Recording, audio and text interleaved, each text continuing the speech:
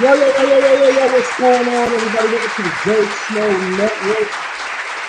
We with Joe Snow and the gang, and today I got my guys with me. As always, we got Fat Tony. Give it up for Fat Tony. What's going on? We got my man, Big G, Greg Kelly. What up? Finally got an avatar. Greg Kelly, what's going on? And today, the man everybody's been asking for, Mr. Future. What's going on, Future? What's going on, everybody? How we doing this evening? We're doing good. We're doing good. It's been a while, man. It's been a while since we got together. Chat. What's going on? What's new? What's going on with everybody? Man, I'm just trying to, me personally, I'm trying to avoid the storm. You know what I'm saying? Big old potential hurricane. I guess the storm hit Houston, but didn't touch down over here in Dallas, as far as I know. Yeah, that storm is pretty bad. We're supposed to have Bearable Chicken in here with us, and Bearable Chicken, I guess he's having some technical difficulties, can't make it. He said he will join us as soon as he can. Everybody is watching. If you could give us a retweet, follow, share, get this out to the masses, let everybody know we're live. I'd appreciate it. We got a lot of things going on. Fat Tony.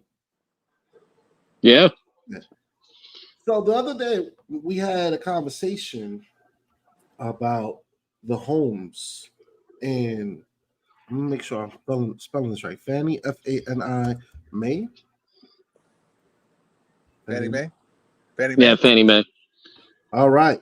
So Fannie Mae actually lowered their the down payment to now, I believe, is 5% from 20 to 5%. And as soon as I seen that news, I went back right away to think of the conversation we had with Tony the other day, where we're on a reverse, like everything is going back down. What are you guys' thoughts on that? I mean, personally, like it's like what we were talking about before. It's just, I mean, you have hedge funds that are already starting to liquidate their inventory of homes, right? So, and you had, what was it, 2022, maybe beginning of 2023, when Zillow was starting to become underwater with their home inventory, and they started liquidating theirs. So I think we're on the downturn when it comes to homes. I mean, especially throughout Texas and Miami, Florida area, you're starting to, it's looking like it's getting ready to start spreading throughout the country. Future, what are your thoughts on Fannie Mae and all of that? Well, they had to do something because the interest rates aren't going to move enough to make housing affordable. So higher interest rates bring lower prices and lower down payments. And honestly, it's could lead more into like a 2008 bubble. Lower down payments, you get a lower. And I'm not trying to offend anybody here, but I mean, it's just real talk. You don't have the credibility. It weeds out the weak, or whatever you want to call it, when you've got a 20% down payment. You got skin in the game. I can drop $5,000 on $100,000 investment and not sweat it, and then default, and then the bank owns this. So it's a catch-22 if you ask me. I mean, they're going to have to do something with prices. My brother just bought a house, 7 acres of land, $500,000. His loan payment's like $3,600 a month. Wow. So, they're trying to compensate, if you ask me. Now I got a question. You mentioned something, and it's true. Now it leaves room for a lot of people to go and put down a down payment on a house that they essentially really can't afford. In the long run, what do you think that does to the prices of the house in the market as a whole? Do you think everything levels out now, or does it get worse? Or Well, there's always a balance. Higher interest rates lower the housing prices. The lower interest rates, the housing prices rise. So there's an ebb and flow both ways. if I could jump in, how do you think that's going to affect the rental market if that be the case? You see the prices of rental properties That's true. going That's a good up or question. down? Oh, well, the rents are going up because there's demand, because people can't afford housing to purchase. So supply and demand. Exactly. Okay. So would it And be then, you know, by there's house? a whole tax structure involved where some states you've got massive. I mean, I read an article just the other day, and it's from down there in Florida, where these HOAs, when these people are buying condos, you buy the interior of the condo, you don't buy the structure. And if you remember back a while ago, they had that collapse, and there was inferior design, inferior products, and everything blamed. And so there's a massive rehaul going on with upgrades, and they're actually passing, the owners of the building are passing the expense on to the occupants in jacked up HOA fees. Wow. Explain. And What does that mean? and so these people are selling their condos. They you know, one guy in the article, he maxed out, you know, he retired, he maxed out his 401k, and he bought $190,000 condo. And now his fees are almost as much as he paid for the condo because Wow. of the upgrades that are required. So, you know, there's a lot of factors playing into this housing market. Like Greg said, the rental properties, rents up because demand is up, but there's housing sitting empty everywhere because people can't afford to buy them. Yep. Then you have in New York, you have what is it? It's a lock on what tenants are paying for their rent, and it's causing the landlords to go bankrupt because it's not enough to cover their finances. So if a landlord owns the building, but if the bank owns the building, but the landlord's making the payments for it, but the tenants are locked into a low price for rent, the landlord can't afford to pay the bank anymore. So the whole complex gets repossessed. Yeah, I was going to say, don't they have like a cap on what they can charge people in areas of New York? Or Yep. they Yeah, they do. Yeah, rent control. Absolutely. They've had that for years. Yeah, but it's not covering the amount for repairs and inflation and things like that. It's not covering, especially when these interest rates went up. A lot of those landlords, you know, bought these buildings back when interest rates were like 2% and 3%. Well, they bought them with arms at 2 or 3%. Exactly. Yeah. So yeah, I mean, a locked 3% and rent control, that's not going to bother you because you're locked. But you get in on an arm and a 3%, and then it jacks up, and now, you know, the Fed rate is 5.25 and the bank's charging 7 or 8 on an arm. Yeah, you can't afford it. All right. So right now, guys, what I'm doing is I'm trying to get this retweet. If you guys can retweet, tag us. Greg, can you DM me? For some reason I'm not finding your Twitter handle. Okay, let me see if I can do it without closing the app out. Okay, just 1 second. Mm-hmm.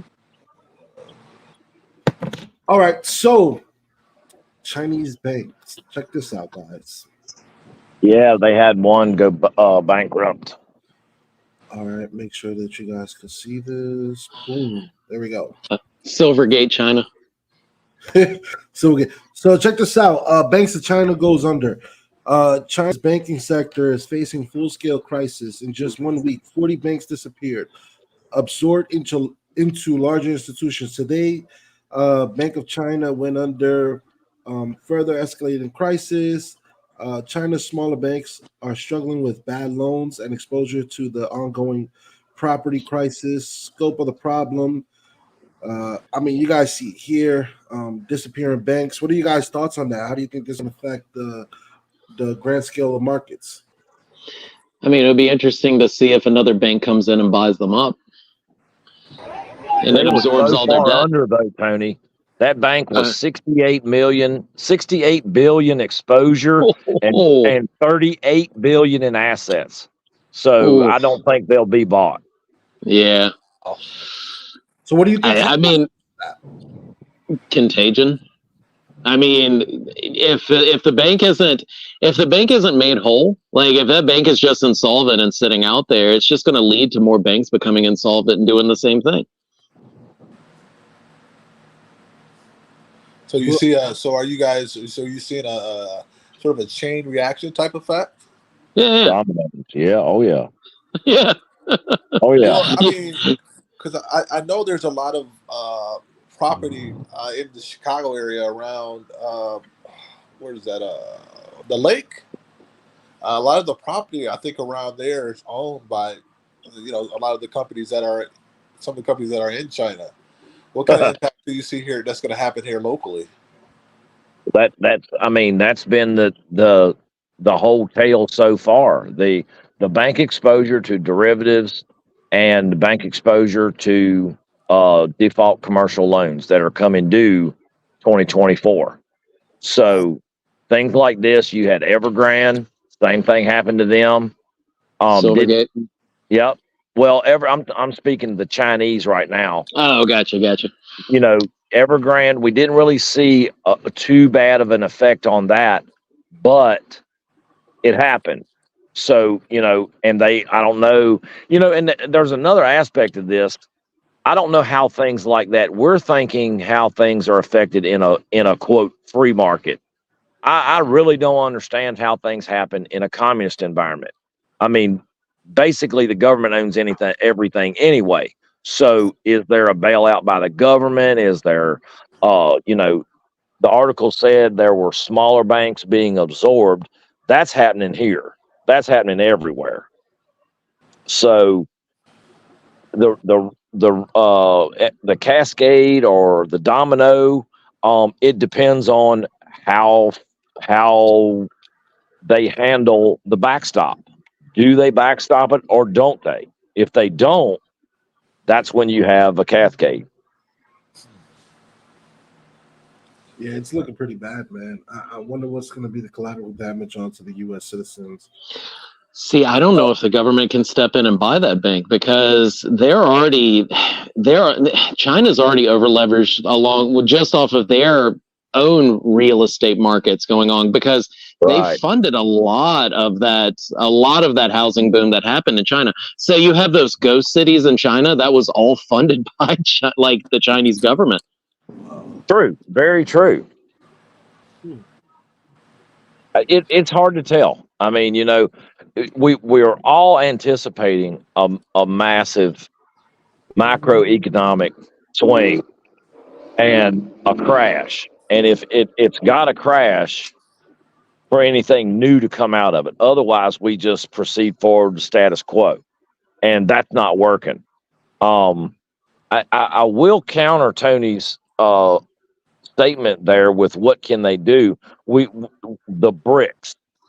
I'll just say that things are changing, and trade is changing, and partners are changing. So, could there be some sort of conglomerate amongst the BRICS to step in and start saving things? Who knows? Interesting point.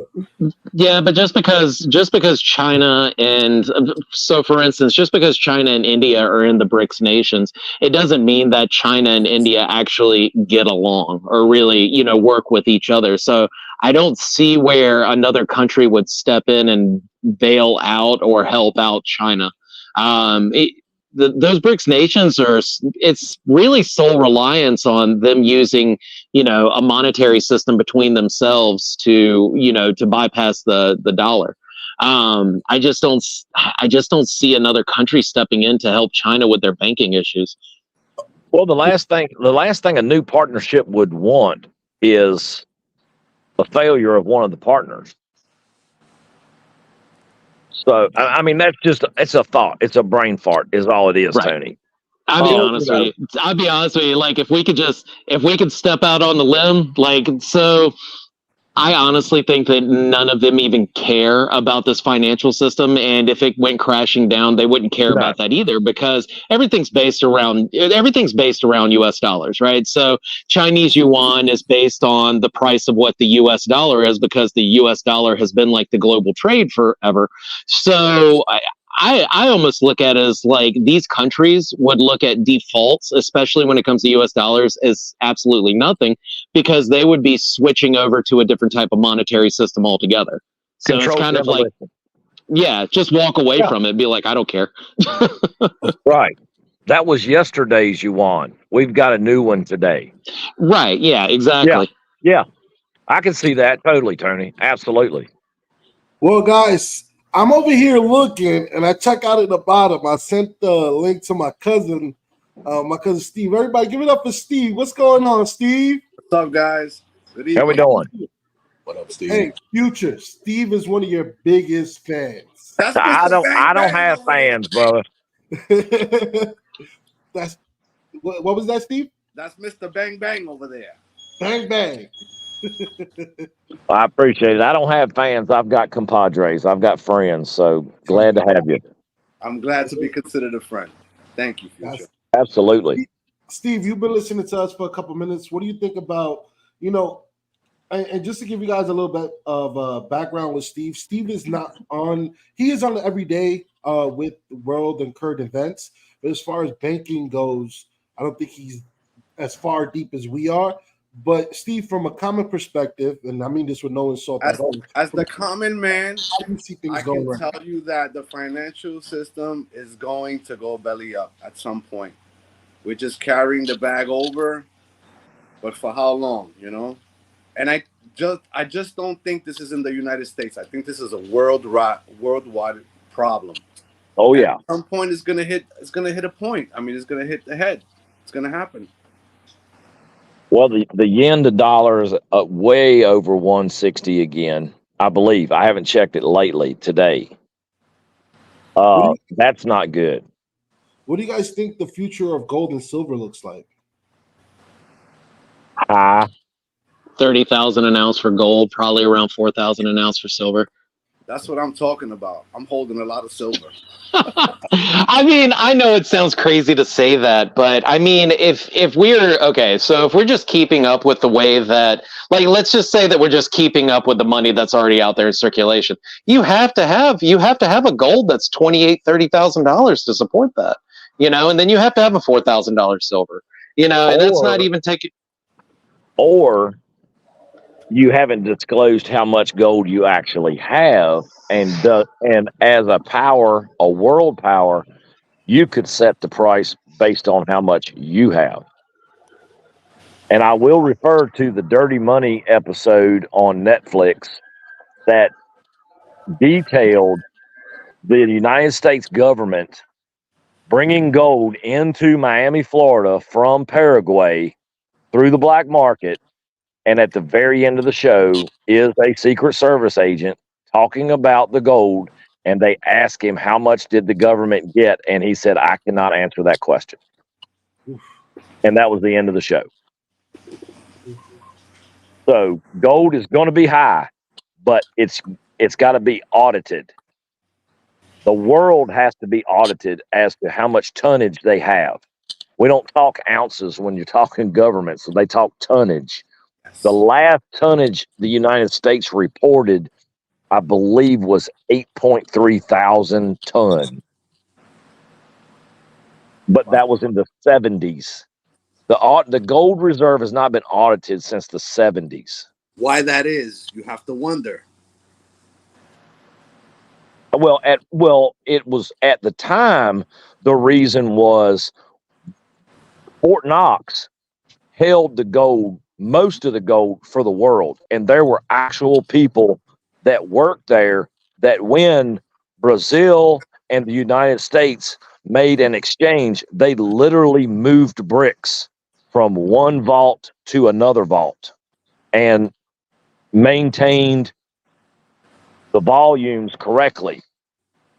At some point, 1971, when they came off the gold standard, That's when the audits stopped. So you don't audit something when you're being the shyster in the world. Absolutely. I wonder how many bricks went missing. Not how So, many bricks went missing, it's how many were added.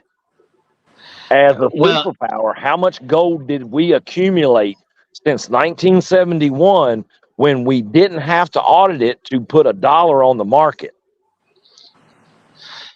so the main reason why bricks. So the main reason why they switched off of the gold standard was because I want to say it was France, but I'm pretty sure it's France had lost faith in the amount of money that the U.S. was printing, especially for like the Vietnam War and things like that. So they came to collect. So they started collecting their gold. So they were basically trading in dollars for gold, and that's when Nixon switched off of the gold standard and did the whole "trust me, bro." Yeah, and the petrodollar. Right, and the petrodollar. Yeah. Which Now, we've seen, supposedly that's ended. Right, right. what do you guys think about the this here? I'm gonna make it bigger so you guys can see it. Oh, the debt clock. Yeah. What do you, I mean, look at that. $34 trillion in debt. But when you go over here, I want to know, when does this become a reality? This right here. When the dollar crashes. Huh? When the dollar crashes. So wait, when what becomes a reality? The $1,768 per ounce of gold. That's yeah. That's hold on now. You can blow this up. Okay, hold on, because I did some investigating on this. Okay, just don't hit the back button, Future. No, not the back button. Okay. What the important one to look at right there, what the 1768 is dollar to gold ratio per ounce.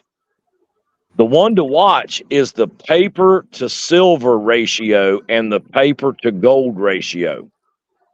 That's the one to watch, because that is paper contracts on unattainable silver.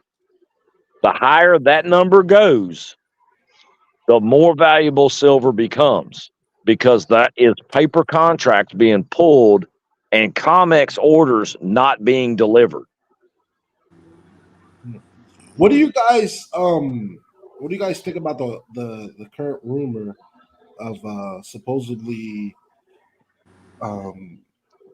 China selling silver above spot to compete with the US dollar? Well, it's not a rumor. They are selling above spot. Like they've been selling between $3 and $4 above spot in China, compared to the US. I wonder why. Probably just to continue to buy. I mean, say you have an abundance of US dollars, right? And people are willing to sell you their silver for $3 above spot, and you don't care because you don't care about the money. You'll just hand them the money and take the silver. And wait on the reevaluation of silver. Exactly. Yeah. So like the thing is like if you're holding a bunch of dollars that you don't care about, and you just like, well, I have an infinite amount of dollars, right? And I let's just put it out there for $4 over spot. Let's have everybody come running to us with their silver. We'll buy it off of them and take delivery. It also hurts JP Morgan. So JP Morgan is like, yeah, like it really hurts JP Morgan. So with them calling $4 over spot, people see that and they're holding those silver contracts, and like that hurts. Like that hurts JP Morgan. I don't know. I just can't wait about that. Siren went by. I had to mute up there. No, Tony's right on the overspot and the dollar, because let's not forget, every country around the world, practically every, I'm not going to say every, but of the 208, 209 countries, majority of them are holding dollars. So if the dollar is lowering in value, to Tony's point, 1,000%. Why not get rid of it? You know, you're going to buy the, you know, God's money. You're going to buy gold and silver with a worthless dollar now, and then in 6 months or whatever, what you purchased has 10x'd. You know, I easy see the ROI on silver is going to be higher than the ROI on gold. 100%. I like to hear that. That's what I Well, like to hear. Hey, listen. have you Silver? have you heard about Project Enbridge? I've been watching one guy. He's been talking about it a lot. No.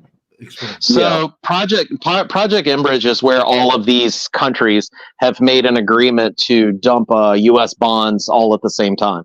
So I guess it's one of these things. It's like they get the call. They all dump their bonds at the same time. I don't think that's Enbridge, Tony.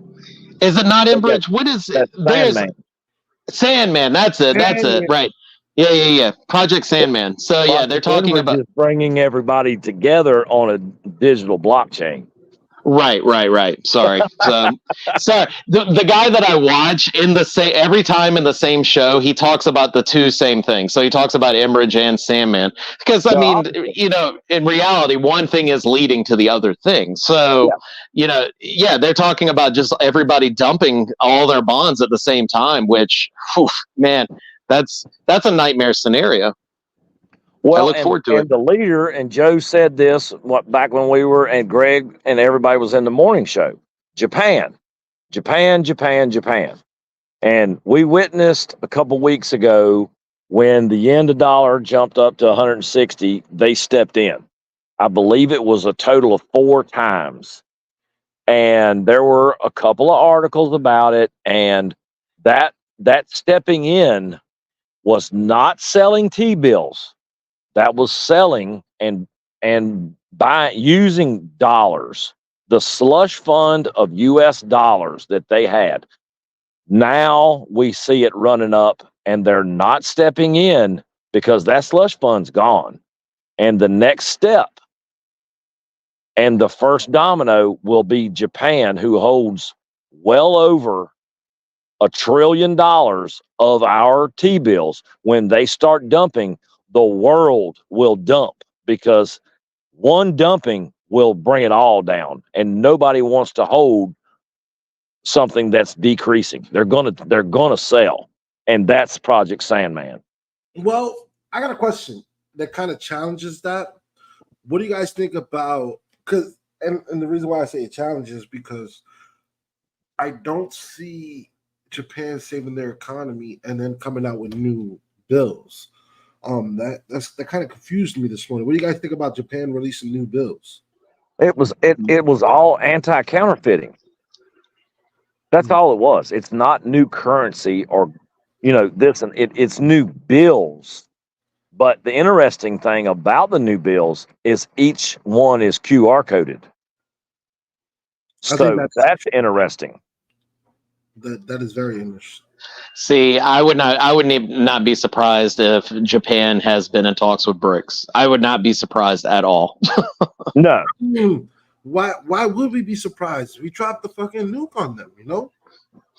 Right, but at the same time, they've kind of been under the thumb of the U.S. this whole entire time. So I wouldn't be surprised because I mean, you know, you think about it, how close.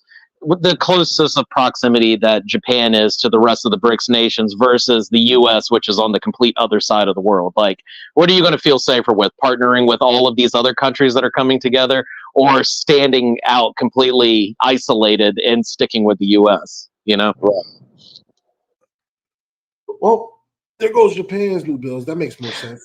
Well, I mean, and the same goes for Taiwan. So we wouldn't have built these chip manufacturing, we wouldn't have passed that chip infrastructure bill if we didn't already know that Taiwan was going to China anyway. Yeah. But we've been producing chips. I mean, you can Google that. Joe, you got the computer in front of you. You can Google, and there's a map. United States chip producing. And we've been producing chips for 20 years. just not on the scale and not Right. as cheaply. That's the key word being cheaply. Right. Taiwan produces them, but much cheaper. Right. But the thing is that the U.S. knows that Taiwan's going to China anyway, so they wouldn't have gone and spent that much money in infrastructure to build all of those facilities to produce chips if they could have just still stayed reliant on Taiwan to make them. You know? Yeah. Oh yeah. All right, so this is what comes up. I came across this former space. It says, "Will the Chips and Science Act bring semiconductors manufacturing back to the U.S.?" And I think that's the issue that a lot of people are missing. That it's the semiconductors. Right. Yeah. These manufacturers are going to come back to the U.S. because they're going to get kicked out of these countries. And or tariffs imposed is going to force them back. Right. Who's that? Right. Well, Trump's going to increase tariffs to compensate for income tax when he gets back in. Well, quote unquote, when he gets back in. Well, I would challenge that the income tax, and as much as I don't like it, I don't see that going anywhere. But I think there should be a tariff. There's absolutely no reason why there shouldn't be. You want to sell in the United States, you got to pay to play. Oh, for sure. Yeah. And it incentivizes these American-based companies to just stay in the U.S. and create more jobs. And the thing is that I definitely see the income tax going away, but what I see for is a pay-for-use tax. Like, well, not even a tax. It's just pay for use. Go to a park, you're paying to stay there. Go to the beach, you're paying to stay there. That kind of thing. So pay to play. Yeah, exactly. Yeah. Which is fine. A flat across the board, everybody. But the interesting thing about that is, I'm curious, this is a question to everybody. Would that flat, from my understanding, and if you listen to certain people, going to the flat rate would eliminate the tax code, which would eliminate deductions that these corporations enjoy. So going to a flat rate, these massive corporations to say they don't pay taxes is not true. They do pay taxes, but they utilize the tax structure that's been built for them. So if that all goes away and Microsoft or Tesla or whatever starts having to pay their flat 14 or flat 9 or whatever the number becomes, that is a compensation to the tax structure as well. It increases the tax income because they no longer have the tax code protection of write-offs. Yeah, but at the same time, you have the introduction of AI. I mean, so far in the first couple of years of AI, you pretty much losing all your graphic designers, your underwriters, your CPAs, and things like that. I mean, accountants, whatever.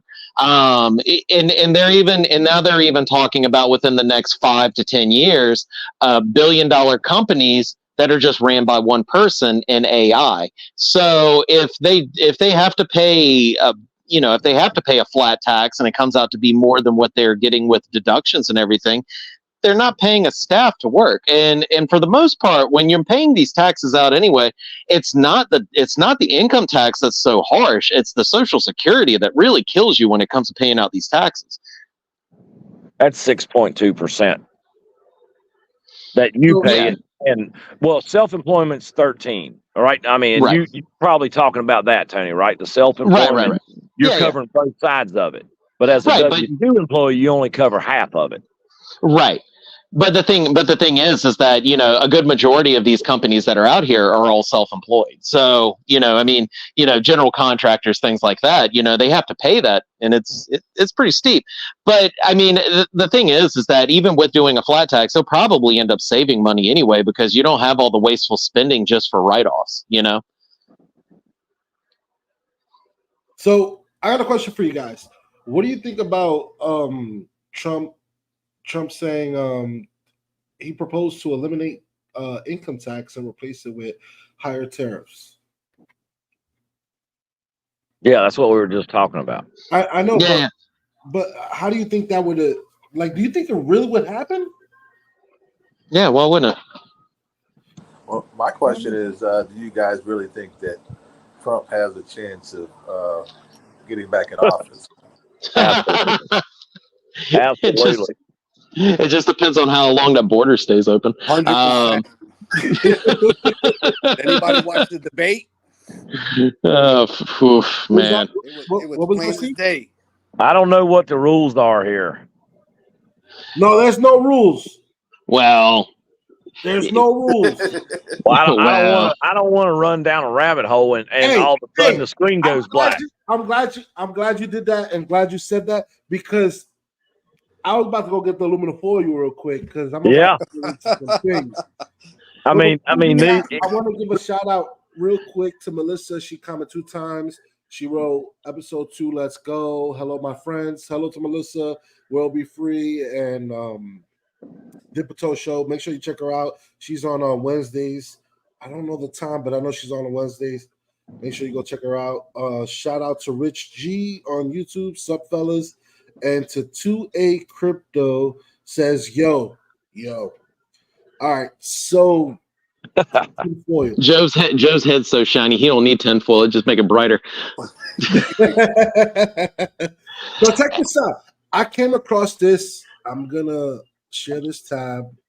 I'm gonna amplify it. Listen to what this guy says. The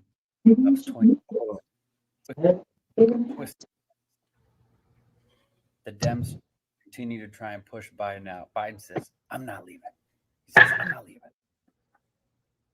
Or, I'm not leaving. Anyway, they keep pushing him out. They push him out. The Biden, his handlers, they get so pissed, especially the Biden, right? And he comes out and he's like, boom, drops 2020 election fraud.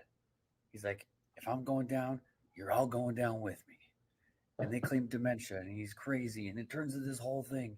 But the documents are released. Plot twist. It comes from the Biden. What do you guys think about that? Man, it's like, okay, look, it doesn't even fall in the realm of conspiracy theory. It's basically everybody just trying to guess as how all of this unfolds. I mean, that's really what it is. He's assuming that, hey, what if it happens out this way? Like, we have these conversations all the time where I throw out just all kinds of scenarios at you. But I mean, I don't think that's what's going to happen. To be honest, I think what's going to happen is he'll step down. You'll see Kamala step up, and then you'll also see Kamala say something along the lines of, I'm not going to be running for president. I'm just finishing out the term, because I don't want to, whatever. And then she'll probably end up stepping down in 2025 and getting probably some really cushy permanent government job. In Guantanamo Bay. Yeah, that would be nice. That'd be nice. Future, what are your thoughts on that? The Biden giving it up. Well, okay. First, I'm gonna before the tinfoil hat, I'll lead with facts. Right now, I won't say right now because it's Monday, but Friday there were 7 states that Biden cannot be pulled from the ballot. Even if he steps down, he cannot be pulled from the ballot in 7 states. So the votes for him would be for naught. Okay, so those 7 states automatically go to Trump or whoever's running. We'll just put it that way. Whoever's running, the opponent would win those states.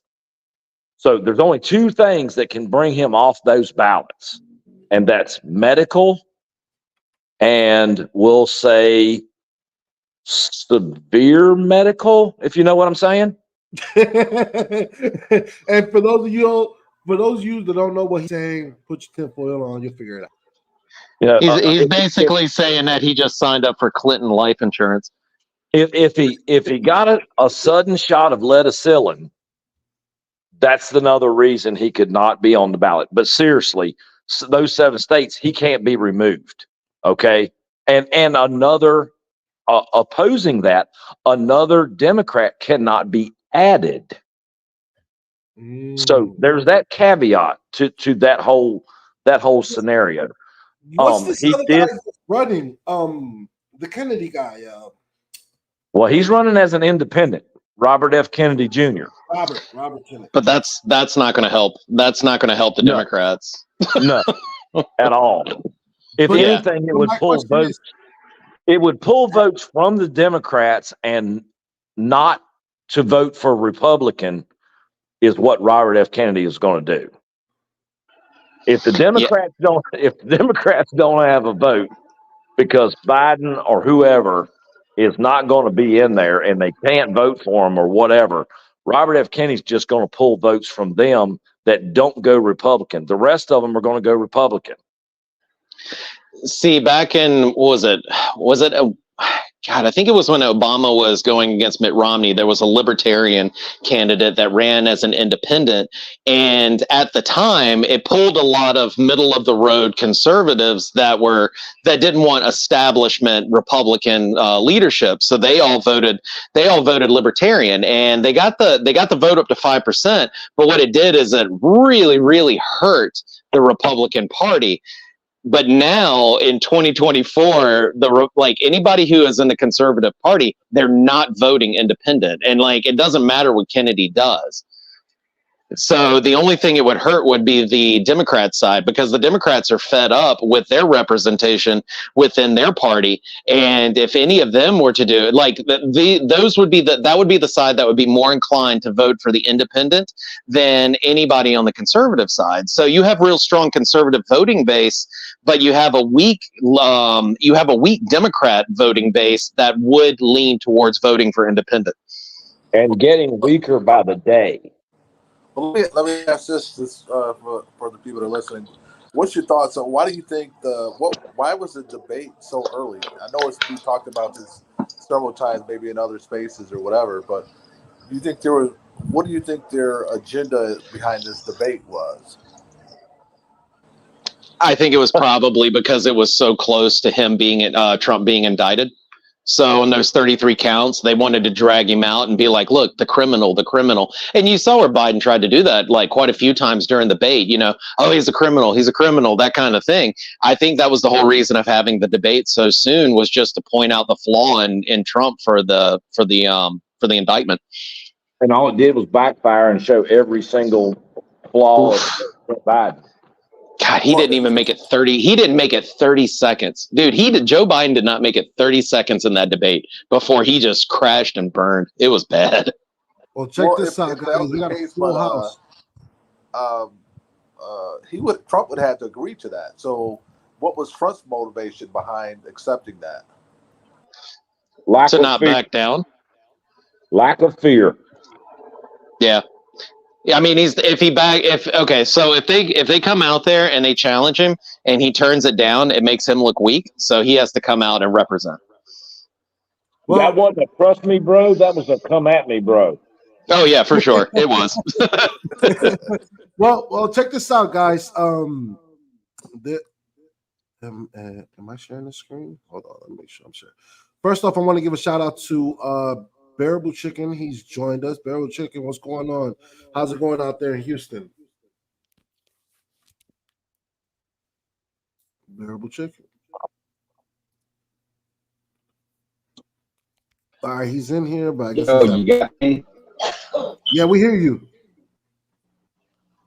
Oh man, it's been terrible. Power finally just came on after about 13 and a half hours. And I'm now getting stuff there, so I might be in and out, but I appreciate you guys. Sorry I'm late. No, not a problem. We're glad you can make it, and take care of what you got to take care of over there. We're here for you, and prayers to all the people out in Houston. I know you guys are dealing with a lot right now, but I wanted to go to this real quick. Check this out. I'm going to play this. Well, let me read it to you first. It says, Biden warns Democrat elites who dare to replace him. Yep. The American public is not going to move away from me as an average voter. And again, I'm here for two reasons, pal. One, to rebuild the economy for hardworking middle-class people, give everybody a shot. Just a straight shot. Everybody gets a fair chance, number one. Number two, remember all this talk about how I don't have the black support? Come on, give me a break. Come with me. Watch. I'm getting so frustrated by the elites. Now, I'm not talking about you guys, but about the elites in the party who they know so much more. But if any of these guys don't think I should run against me, go ahead, announce the president. Challenge me at the convention. I don't know what the hell he was thinking. I don't care what you say. That's AI. That is AI. I thought the same thing. I don't care what you say. That is not that man talking. That is AI. He can't talk that fast if he wanted to. Bro, he can't talk with that type of range. If you listen to not even listening to the debate, go back 4 years. Go back 4 years and just listen to the range that Joe Biden has. That is not Joe Biden. Bro, that is not him. That was AI. He's a very monotone speaker. Yep.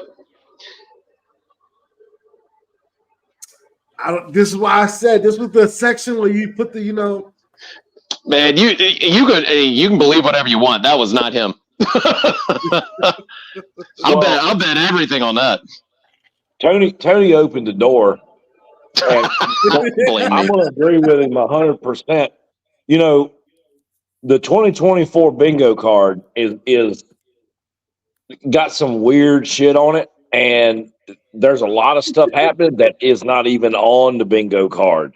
So you can't label anything a conspiracy theory. You can't say anything won't happen because they're proving time and time again. Well, shit, look, we've been talking about this for 6 months. Here it is. You know what I'm saying? So I don't think there's anything off the table. I don't think there's anything that can't happen.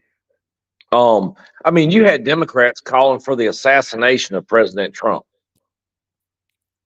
That's if that's not treason, what is? You know? But then again, I'll challenge anybody to get through that motorcade and that Secret Service protection that the former president has. I've never seen security like that on a former president. Are you talking about where the Clintons were both on just a regular commercial airplane with nobody there? Yeah. Oh, did you see that? Did you see what? And I know you can't see me, but I'm totally doing air quotes when I say Obama's kid. So did you see that she's now taking on acting roles in Hollywood, and she's changing her last name and separating herself from Barack and Michelle Obama? Big Mike. Yeah. Who said that? Bro, you know what it was? I mean, dude, her contract was up. Like, she's done. She's like, hey, they're not in anymore. I don't have to be their kids anymore. Like, I'll just change my name and I'll just go on and live a regular life. Yeah, but you can't change your face, and you can't. I mean, well, you can, but yeah, but you know what? It's like I said, nothing's off the table. Absolutely nothing. So what is this? July the 8th. The 8th, yeah. Between the 8th and November 5th, man, anything goes. I mean, literally anything. And I don't think we're ready for what's going to happen. Speaking of being ready, you know what really pissed me off today? Listen to Whoopi Goldberg. Listen to this dumb shit. Oh, you're gonna make me leave this fucking chat. Y'all talked about it. Joe watches The View. No, this came up on Leading Report. It says breaking. I mean, you guys see. Hold on. On the day that y'all talked about it, I don't care if he's pooped his pants. I don't care if he can't put a sentence together. Show me he can't do the job. And then I'll say, okay, maybe it's time to go. Now, he had a bad night the first time that he went out and debated with Kamala Harris. And everybody wanted him to quit that and say, you can't talk to women like this, or you're doing this wrong, you're doing that wrong. He came back, said, you know what, I got it, and gave 4 years. So, yeah, I have poopy days all the time. I think that was a very, very poopy moment. Yeah, she's a comedian. Bro, turn it off, bro. Yeah. Look, I'm the only black We'll person never on get this- those airwaves back, Joe. Those airwaves are gone. What is that, Greg? Greg, what you say, Greg? I'm the only black person on this panel, bro. Like, don't put that up there. That's embarrassing.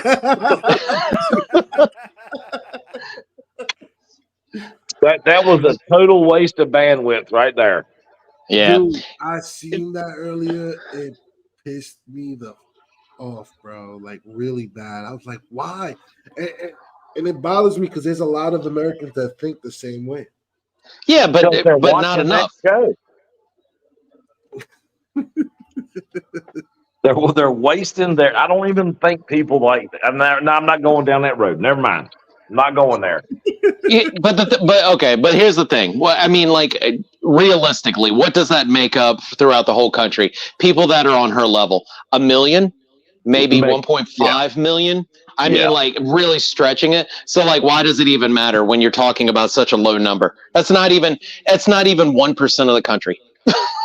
No. You know, yeah. So the key thing that you need, the key thing focusing on are people that are just in the middle. Like when you're talking about people that are just in the middle, that makes up the majority of the country. That's why you have people that went from 2020 to up till right now have gone and switched parties or just gone independent, is because they were middle of the road and they don't even see a party that they align with anymore. They don't. So they're just like, oh, I'll just be an independent, you know? Well, But the right and the left are different sides of the same bird. So hey. Oh, for sure. Yeah. I mean, pick your poison. Yeah, I know exactly. Well, I mean, but that's the industrial complex government side of things. So you have a lot of people now that are waking up to that. I'll tell you what. You know, you guys know here in the panel. I don't know who's listening, but you know, I'm 30-year veteran in the union, and typically the unions vote Democrat. That's not the sentiment these days. It's this whole deal is hurting. The inflation is not going unnoticed. It's not. You know, I sit here and watch diesel prices across the street jump 10 cents in one day for absolutely no reason. Now, is it the store? Is it whatever? Who knows? But inflation is ridiculous, and we talked about it. It's affecting homes. You know, there are people going into debt this summer just to get away on vacation. They couldn't even save enough to go on vacation. And those things are needed, people. I mean, you've got to get away. I think that's something. We're the only country in the world that believes in a 50-hour, 60-hour work week. You know, nobody in the world does that shit but us. Yeah, thanks to whoever made that up. Are you part of IBEW? Yes. What is that? Okay, yeah. So International Brotherhood of Electrical Workers. Yeah, so that's a huge lobby, and the sentiment I'm getting back home. Remember, I relocated from Michigan down to Texas, but the sentiment back there is, I mean, it's a union-run state, right? And you said historically, labor unions tend to side with Democrats, and that is definitely not the case anymore. No, I'm in Illinois, brother. I'm up here working in Illinois, the strongest union state, Illinois, Chicago. Yeah, it's not looking good for the Democratic Party. Absolutely not. Hey guys, yeah, I would assume a flip. I'm going to touch up on one last topic, and then we're going to end it after this. Max Avery. Most of you guys know who Max Avery is. Let me share the screen. Share. Boom. Magic. Look at this. There you go. I was wondering if you was going to get to this or not. Oh, yeah. No, absolutely. I have to. So Max Avery posted earlier last month, literally like last week. landmark ruling by the Supreme Court flew under the radar for a lot of folks. To grasp why ending Chevron deference is a huge deal for our legal system, here's a breakdown. I'm not going to go through the breakdown. You guys can go follow Max Avery. He's a good person to follow, very connected. And he always posts a lot of good things. Make sure you go follow Max Avery. But I had a conversation with Future. Future, would you mind sharing with us this whole Chevron thing? No, not in the least. It's a really big deal. It really is. And like Max said, and Max and I were actually discussing this morning on what different things this could affect us as individuals. Him, me, Joe, Greg, Tony, us. And we were speaking about rules, and that's what the Chevron deference refers to. Rules written by unelected officials and enforced on the American public. So it started way back when with the EPA, and they deferred. The courts made a ruling in 1984 that said they would defer to the experts, being the three-letter agencies, whether it's the EPA, the SEC, the ATF, the IRS, whatever. They're going to defer to the experts, and that is what was overruled. No one in the country can pass a law except Congress. So that is what it's really pertaining to. So we could, man, this dude is loud. Oh my God. Somebody got their mic unmuted. Mute the mic. No, that's some guy pulling in the parking lot here. Okay. Blasting some jazz music or something. But anyway, so I'm gonna put it into perspective with the SAB 121 rule. That's up for the supermajority vote tomorrow in the House to override the veto, okay, that President Biden put down on it. Well, that rule was written by the SEC.